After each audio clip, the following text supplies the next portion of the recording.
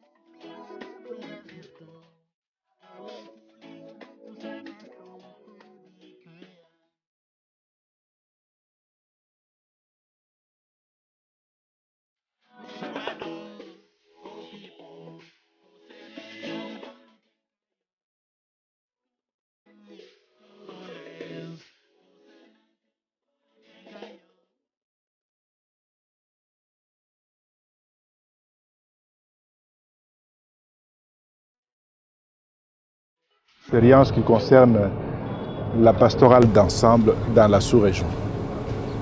Donc ce qu'on peut retenir, c'est que nous vivons un moment extrêmement difficile et l'Église a toujours parlé de la paix. Et si on regarde les messages que nous avons produits depuis, ou qui ont été produits par nos prédécesseurs jusqu'à aujourd'hui, on ne fait que revenir sur le même thème. Donc, compte tenu du contexte aussi, nous avons voulu partager les expériences et indiquer les pistes de solutions au niveau de l'Église. Nous ne parlons pas politique. Nous parlons évangile, nous parlons paix, nous parlons en tant qu'homme d'Église, ça veut dire homme de paix. Voilà ce que je peux dire en bref de ce que nous avons, qu'on peut retenir de notre assemblée plénière de cette année-ci. Mais alors, quel serait le rôle de la CEAC par rapport à la situation sécuritaire préoccupante au niveau de la sous-région? Parce que ça a été aussi évoqué lors des travaux. Mais le rôle est de toujours parler de la paix, de toujours sensibiliser les uns et les autres que nous avons intérêt à vivre en harmonie plutôt que de nous taper dessus, parce que finalement la guerre fait mal. La guerre était mal et elle fait mal. Nous devons toujours trouver le chemin du dialogue, le chemin de la rencontre et le chemin de la paix. C'est le rôle de l'Église. Et nous l'avons dit à la première célébration eucharistique, l'Église ne parle pas de la paix parce qu'elle veut, parce qu'elle a reçu mandat, parce que c'est sa mission. Donc l'Église doit toujours continuer à parler de paix, même quand les gens sont en conflit. Excellence, comment se fera cette sensibilisation? La sensibilisation se fait d'abord par les voies ordinaires. Les voies ordinaires, c'est toujours la prédication, c'est toujours l'évangélisation. Mais elle peut se faire aussi par des contacts personnels, pour rappeler les uns et les autres, aux uns aux autres, que nous avons intérêt tous à nous mettre ensemble et à rechercher la paix et le développement.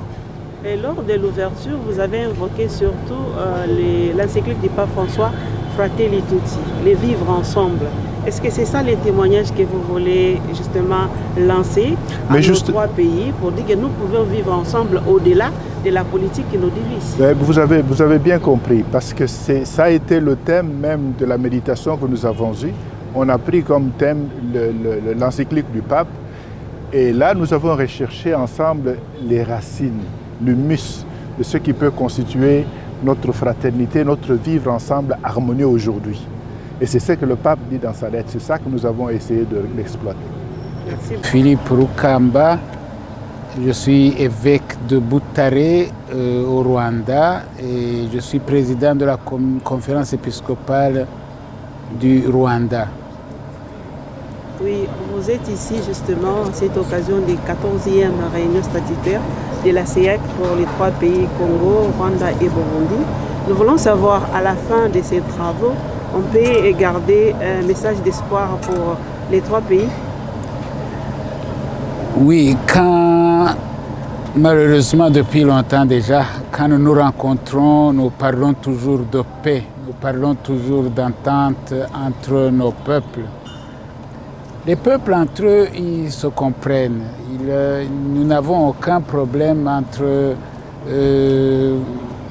ceux qui sont du côté de Goma ou de Bukavu par rapport à ceux qui sont du côté de Nyundo, Gisenyi et Tchangougou. Malheureusement, nous avons des guerres, nous avons des problèmes d'insécurité qui sont graves parce qu'il y a mort d'hommes, il y a destruction.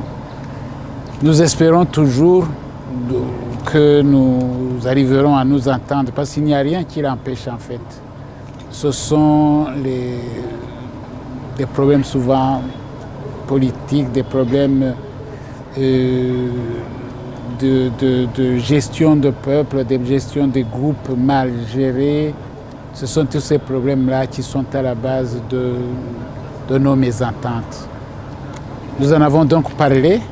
Nous avons même adressé une lettre à nos peuples, à nos dirigeants, pour que nous puissions nous entendre un peu plus, un peu mieux, et que la haine, la mésentente entre nos peuples, vraiment que tous ces cris de haine, de mésentente puissent finir, aussi pour pouvoir gérer les problèmes politiques comme ils sont.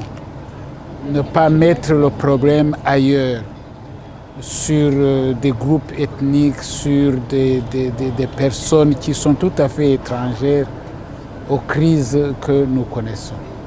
Et nous pensons qu'à votre retour, vous ferez aussi cette sensibilisation auprès des politiques.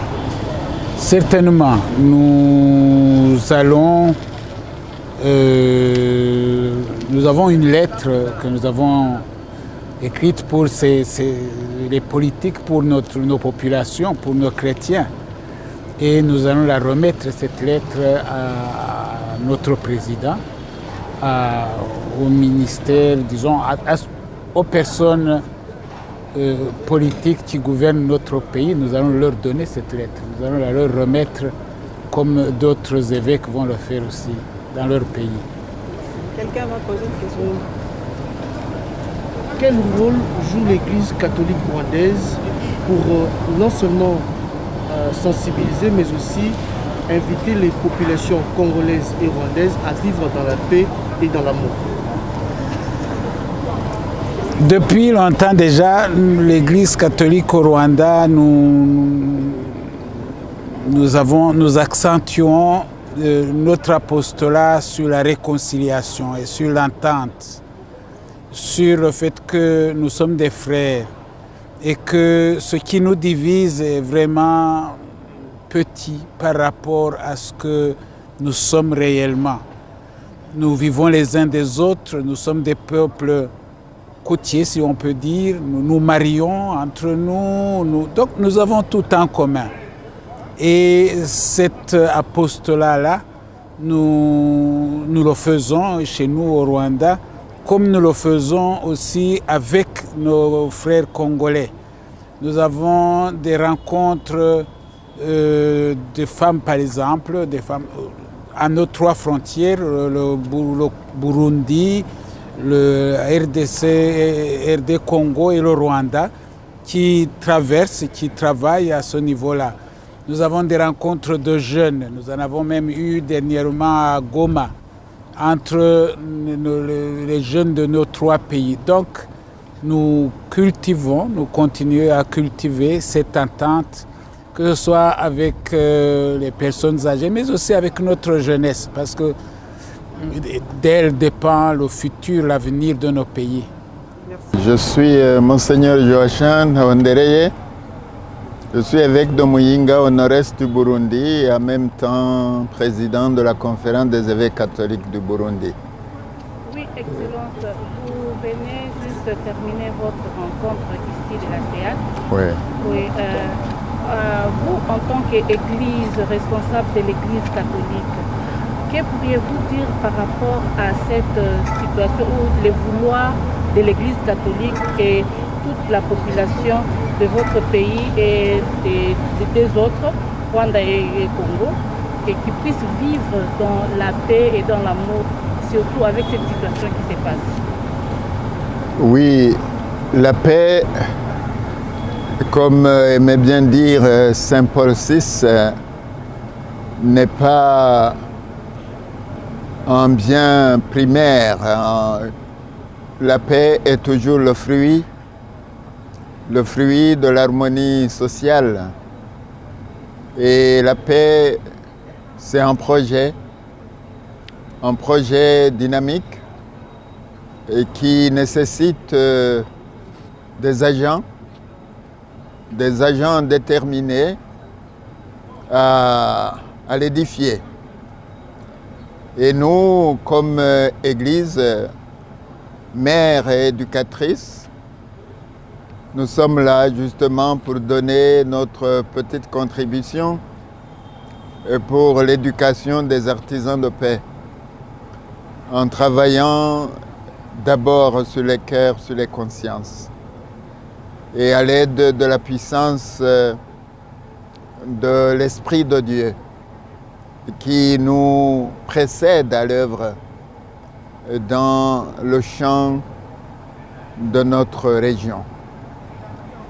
Alors, nous estimons qu'il faut que nous nous mettions ensemble comme leaders religieux, comme leaders de l'Église catholique.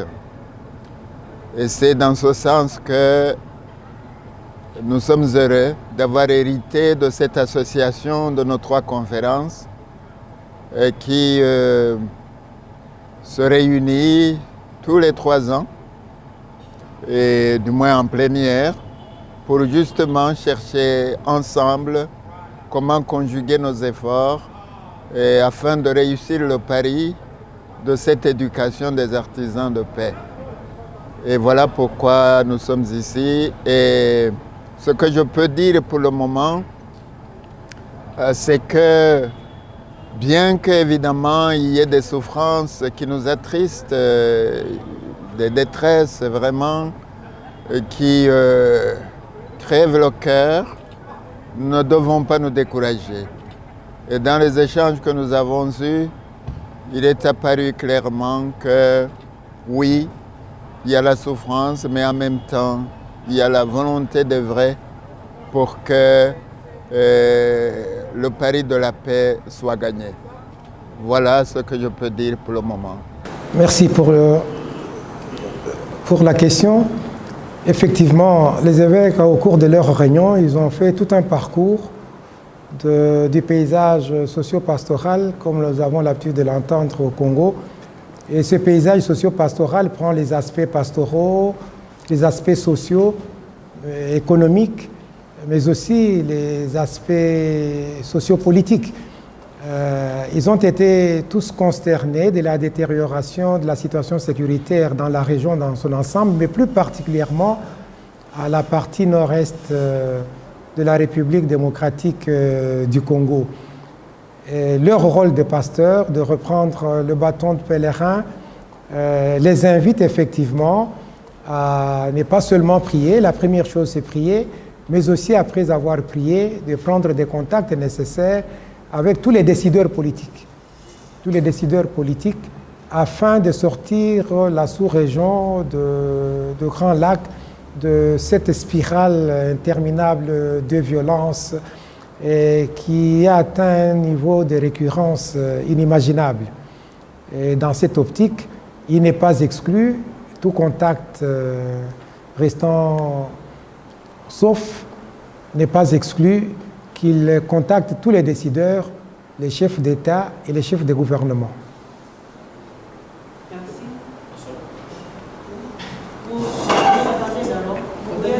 Pour complément, est-ce que dans l'idée, c'est être en coalition et mener des échanges auprès des différents chefs d'État où chaque père des églises, selon leur pays, peuvent faire ça chacun de leur côté? C'est à eux à décider, mais je crois que ça dépendra des conditions, des particularités de chaque pays. Il y a toujours deux niveaux. Il y a un niveau local et un niveau régional, voire international. Donc le niveau local engage chaque conférence épiscopale en ce qui les concerne, en fonction aussi de ce qu'on leur a demandé, de contacter les responsables politiques de leur pays. Mais il y a un niveau où ça sera l'équipe dans son ensemble, avec les délégués de chaque conférence épiscopale qui font cette mission de plaidoyer. Et aussi ce qui fait leur unité par rapport aux messages, ils sont tous consignés, les messages qu'on va vous donner tout à l'heure. Donc c'est ensemble, ils ont réfléchi pour conduire ce message. C'est un acte d'ensemble, on fait dans ce sens-là. Même si chacun les dira de chez soi, de sa manière, mais l'idée reste la même. Bonjour, M. Labbé. Bonjour. Je suis Derek Catola de la RTGA Radio. Vous, c'était quelle radio? C'est Actu 30 Top Congo aujourd'hui. Ah, ok. RTGA FM. M. Labbé, par rapport à la situation qui prévaut dans la province du Nord Kivu, ici à RDC, on sent la population congolaise un peu réticente par rapport à l'option de la diplomatie qui prône l'Église catholique, mais aussi une partie des autorités congolaises. Est-ce que l'Église catholique de la RDC mais aussi le reste de la CEAC réussira à convaincre les fidèles chrétiens de leur pays à accepter le dialogue tel que prôné par le Père Spérof? Pour ce qui est de l'engagement de l'Église catholique du Congo, donc de la SENCO, je n'en suis pas le porte-parole. Le porte-parole, c'est Monseigneur Donatien Cholet. Mais si la question concerne une démarche d'ensemble, c'est en ce moment-là que je peux répondre. Mais ce qui engage la République démocratique du Congo, il y a un porte-parole qui n'est pas moi. Alors si vous pouvez repréciser votre question. Oui, j'allais dire ceci. Est-ce que la CEAC, à travers leurs évêques respectifs, vont réussir à convaincre leurs fidèles chrétiens de part et d'autre à accepter le processus de paix en dialoguant au lieu de pouvoir s'affronter militairement, comme le prônent certains, notamment la population congolaise? Vous savez que parler de la paix et demander aux gens de la faire sont deux choses différentes. Et puis les personnes qui sont directement victimes, qui ont perdu des proches, qui ont perdu des maisons, qui ont perdu d'autres biens, ce n'est pas facile qu'ils entendent parler d'un discours de paix, de pardon, de réconciliation. Tout cela, ça demande du temps.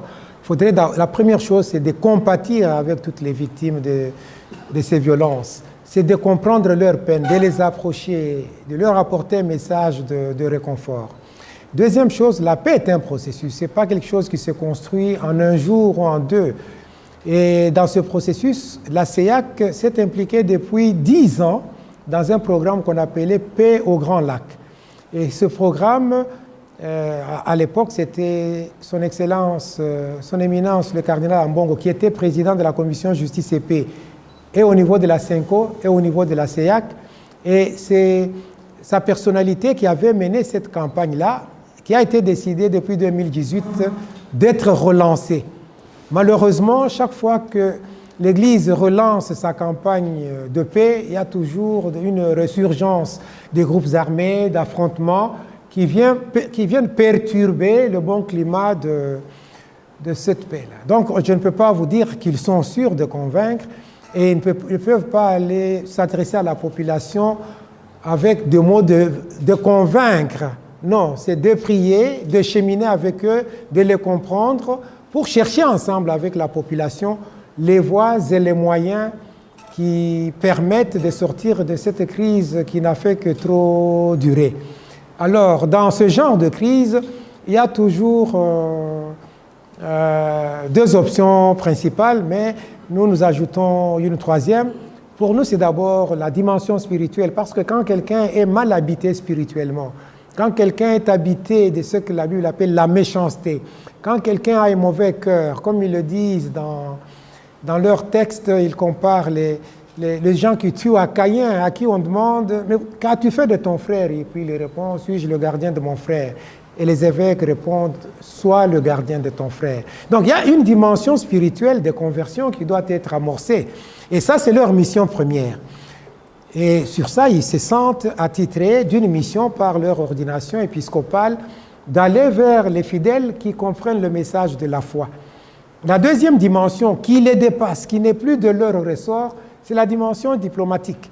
Et la dimension diplomatique, il y a d'abord des instances attitrées, mais tout le monde, la société civile, tout le monde qui peut mener des négociations avec la culture africaine qui parle de l'arbre à palabre, quand il y a des problèmes dans un village, on se met toujours autour d'une table, on discute, comme pour le mariage, comme pour le deuil, comme pour des catastrophes distinctes qui surviennent dans le pays et dans la région, dans le village, et petit à petit, on chemine vers une solution qui n'est jamais facile à trouver. Tout dépend de la gravité des faits.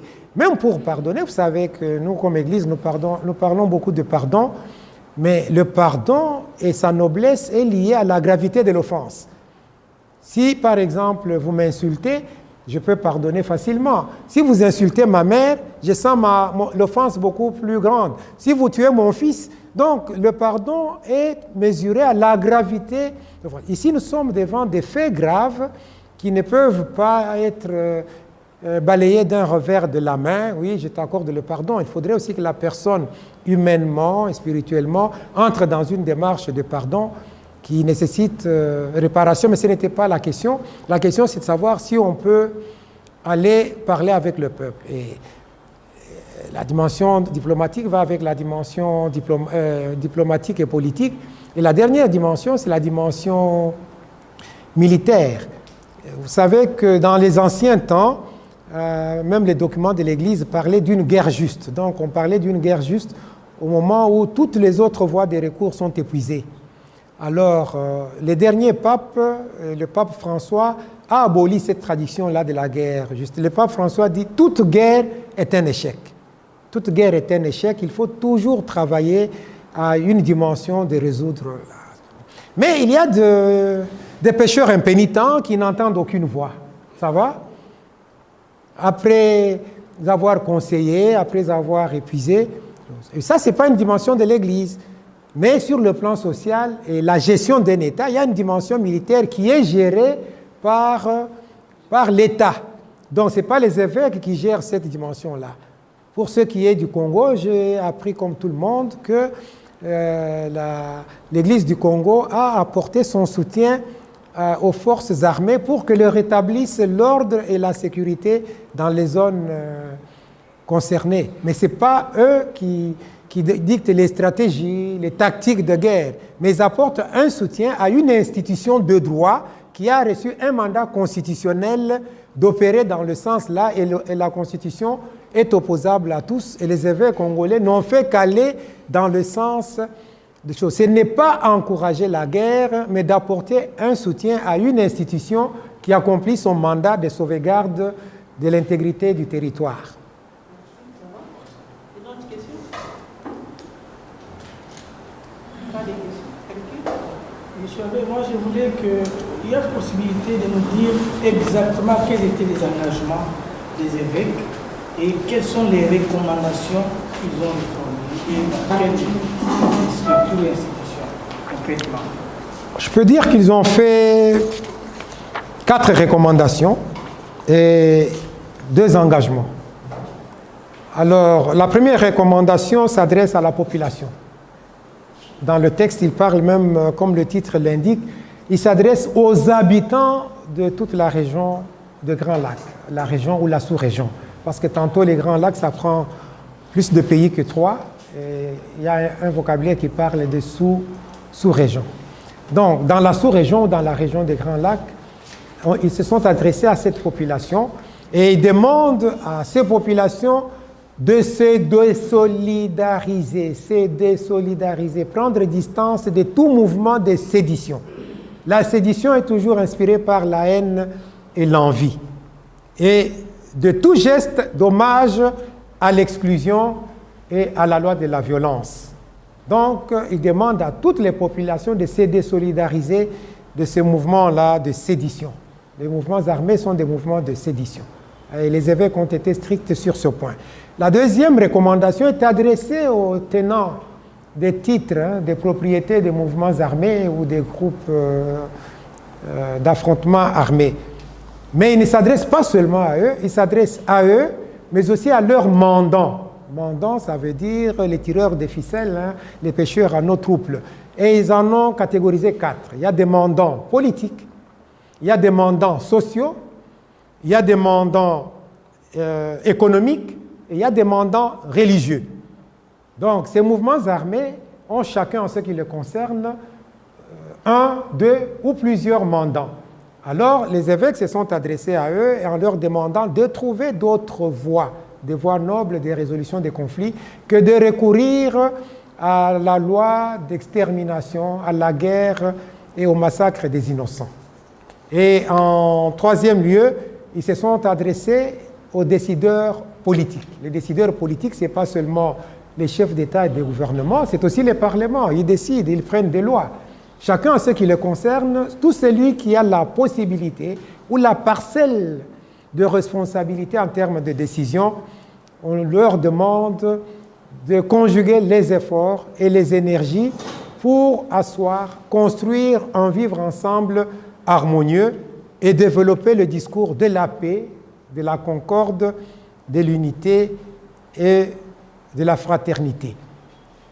Et enfin, ils se sont adressés aussi aux responsables religieux, parce que même dans certains mouvements, on parle des accointances avec des mouvements religieux ou des leaders religieux, et ce n'est pas seulement les politiques. Cette question de la guerre est tellement complexe qu'on croit qu'il n'y a que l'aspect politique qui est peut-être l'aspect décisif et l'aspect visible.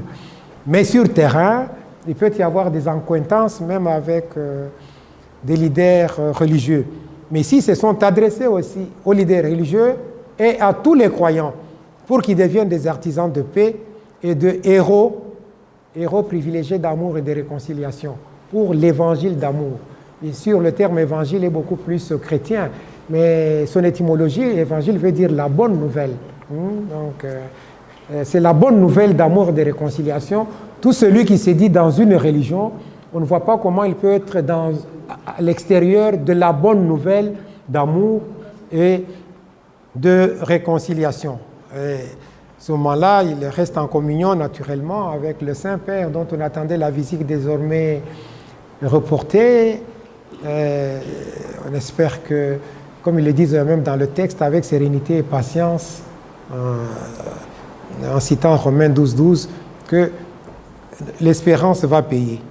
Et les deux engagements qu'ils ont pris, c'est l'engagement d'abord pour eux-mêmes et un engagement pour les fidèles. Pour eux-mêmes, ils s'engagent à continuer à travailler à l'œuvre de la construction, consolidation de la paix. Donc le terme est beaucoup plus global, ça veut dire tous ces aspects de construction de la paix, les évêques prennent ça à cœur. Ils ne l'ont pas détaillé dans une lettre, mais ils en ont parlé et ils ont développé des stratégies pour que tous les aspects qui concernent la construction globale, harmonieuse de la paix dans la sous-région soient envisagés et qu'ils travaillent afin qu'une paix durable en fonction du Christ lui-même qui est prince de la paix intégrale advienne dans le pays.